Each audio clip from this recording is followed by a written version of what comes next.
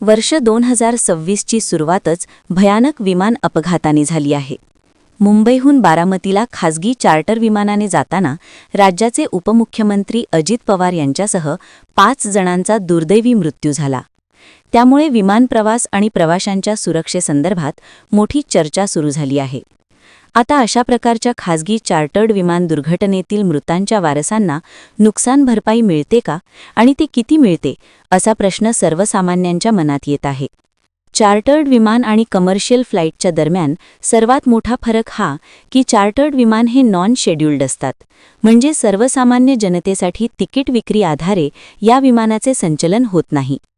Chartered जेट्स विमाने ही VIP movement, corporate travel वा खासगी प्रवाशांच्या वापरासाठी असतात. कायद्याने यांना प्रायव्हेट वा नॉन शेड्यूल्ड ऑपरेशन मानले जाते.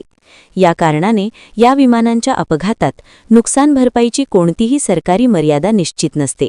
या प्रकरणात सर्व जबाबदारी ऑपरेटर, विमा कंपनी आणि कोर्टाच्या निर्णयांवर अवलंबून असते. प्रत्येक चार्टर्ड विमान ऑपरेटरसाठी थर्ड पार्टी आणि पॅसेंजर इन्शुरन्स घेणे अनिवार्य असते. याच विम्याआधारे नुकसान भरपाई दिली जाते. चार्टर्ड विमान दुर्घटनेतील नुकसान भरपाईची रक्कम एकसारखी नसते. काही प्रकरणात ही 50 लाख रुपयांपर्यंत मर्यादित असते, तर काही मोठ्या प्रकरणात ती 11 कोटी रुपयांपर्यंत देखील जाते. मंगळुरू आणि कोझिकोडमध्ये झालेल्या चार्टर्ड विमान अपघातात कोर्टाने पीडित कुटुंबियांना सुमारे 11 कोटी रुपयांपर्यंत नुकसान भरपाई दिली होती. अपघातात जर तपासात पायलटची चुकी किंवा खराब मेंटेनन्स वा तांत्रिक बिघाड अपघातास जबाबदार ठरला तर नुकसान भरपाई मिळण्याची शक्यता वाढते.